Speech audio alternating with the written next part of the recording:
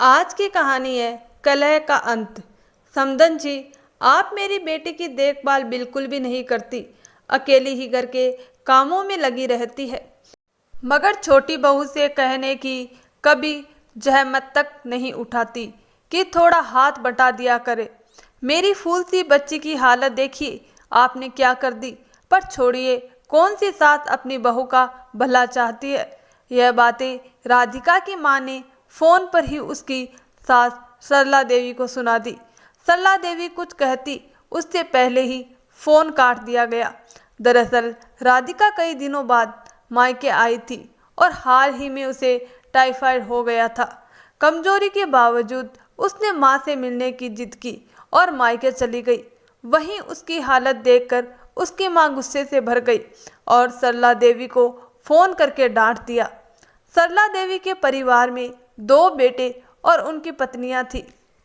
बड़ा बेटा दीपक, उसकी पत्नी राधिका और एक बेटा आरव था, जबकि छोटा बेटा रोहन और उसकी पत्नी प्रियंका थी। पति का देहांत पहले ही हो चुका था और संपत्ति के नाम पर केवल 3 मंजिला मकान था। पहली मंजिल पर सरला देवी का परिवार रहता था, बाकी 2 मंजिलें किराए पर चढ़ी हुई थी।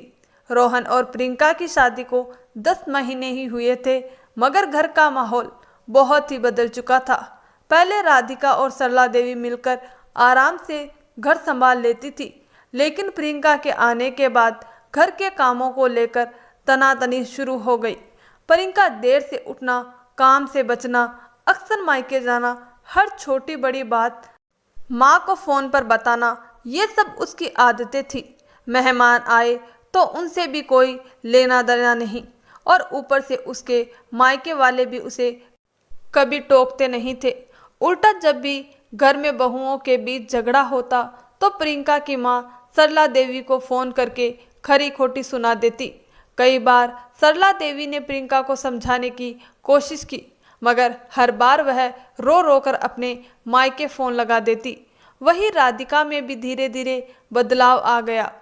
अब वह भी जब चाहे काम करती, वरना कमरे में बैठ जाती और छोटी छोटी बातों पर माँ को फोन करने लगी। टाइफाइड के दौरान पूरा घर सरला देवी ने अकेले संभाला। प्रियंका ने तनिक भी मदद नहीं की, बल्कि काम से बचने के लिए मायके जाकर बैठ गई। लेकिन सरला देवी का पक्ष समझने के बजाय राधिका और उसकी माँ ने उन्हें ही दोषी ठहरा दिया। शाम को दीपक और रोहन घर लौटे तो सरला देवी ने सारी बातें बताई। दीपक ने कहा, माँ, इसमें राधिका या उसके माता पिता की क्या गलती। प्रियंका भी तो घर की बहू है, दोनों को बराबर रखना चाहिए। रोहन ने भी पत्नी का पक्ष लेते हुए कहा, भाभी, कोई नौकरानी है क्या? वो भी इंसान है, और प्रियंका नई नई है, उसे समय लगेगा। 10 महीने हो गए शादी को, अब कितनी नई है। सरला देवी ने तर्क दिया तो रोहन झल्लाकर बोला, सारी गलती आपकी है माँ, आपने ही उसे सिर पर चढ़ा रखा है। यह सुनकर सरला देवी को गहरा धक्का लगा। बेटे भी अब उनके पक्ष में नहीं रहे। उसी समय उन्होंने मन ही मन ठान लिया कि अब बहुत हो गया। अगले दिन उन्होंने दोनों बहुओं और उनके माता पिता को घर बुला लिया। सब लोग हॉल में बैठे तो सरला देवी बोली, जब मेरे बेटों की शादी हुई थी, मैंने ठान लिया था कि बहुओं के लिए माँ बनकर रहूंगी, सास नहीं। मगर अब घर का माहौल असहनीय हो गया है, इसीलिए मैंने आप सबको बुलाया है। राधिका के पिता बोले, ये सब तो बहाने हैं, असली वजह यह है कि आपने बहुओं में भेदभाव किया। प्रियंका के पिता ने कहा, हमने बेटी दी थी, नौकरानी नहीं।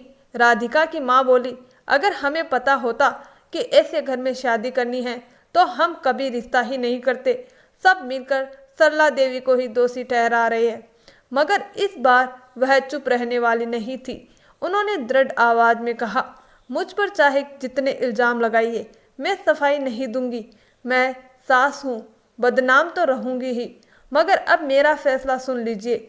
मैं अपने दोनों बेटों को अलग अलग कर रही हूँ। हाँ हाँ, कर दीजिए, हमें कोई ऐतराज नहीं, बस हमारे बच्चे खुश रहे। प्रियंका के पिता ने तंज कसा। सरला देवी ने स्पष्ट कहा, यह मकान मेरे नाम है। ऊपर की मंजिल पर रोहन प्रियंका रहेंगे, बीच वाली पर दीपक, राधिका और आरव रहेंगे। मैं नीचे अपने लिए रखूंगी। राधिका की माँ बोली, आप अकेली पूरी मंजिल क्यों रखेंगी? 6-6 महीने बेटों के पास रह लीजिए। प्रियंका की मां ने कहा, अकेले के लिए पूरा फ्लोर रखना बेकार है। सरला देवी शांत स्वर में बोली, माफ कीजिए, मेरे हाथ पैर अभी चलते हैं, मुझे किसी पर बोझ नहीं बनना। जरूरत पड़ने पर नौकर रख लूंगी, मगर अब आप सब मेरी अगली बात भी सुन ले। जब तक मैं जिंदा हूँ ऊपर की दोनों मंजिलों का किराया मेरे पास आएगा। क्या कोई माँ अपने बेटों से किराया लेती है? सब दंग रह गए। हाँ, मैं लूंगी, क्योंकि अब मेरा खर्चा उठाने वाला पति नहीं है। अगर बेटों को मंजूर न हो तो वे कहीं और जाकर घर बसा ले। यह कहकर सरला देवी अपने कमरे में चली गई। सबने बहुत समझाया, मगर वह अपने निर्णय पर अटल रही। आज दोनों बेटे उन्हें किराया देते हैं। लोग बातें जरूर करते हैं, मगर सरला देवी अब पूरी आत्मनिर्भर और संतोषी जीवन जी रहे हैं। तो दोस्तों, हर औरत में ये समझ होनी चाहिए, क्योंकि बेटों का मोह उन्हें बर्बाद कर देता है। हमेशा सोच समझ के कदम उठाए और अपना जिंदगी का भी ध्यान रखते हुए कोई भी फैसला करे तो अपनी ज़िंदगी को ध्यान में रखते हुए ही करे। दोस्तों, आपको अगर ये कहानी अच्छी लगी हो तो आप इसे आगे तक शेयर करें, ताकि लोगों तक ये बात पहुंच सके। अगर आपने इस बात को दिल से अपनाया है तो ज़्यादा से ज़्यादा लोगों को शेयर करें और वीडियो को लाइक करें और चैनल को सब्सक्राइब करना बिल्कुल ना भूलें। धन्यवाद दोस्तों।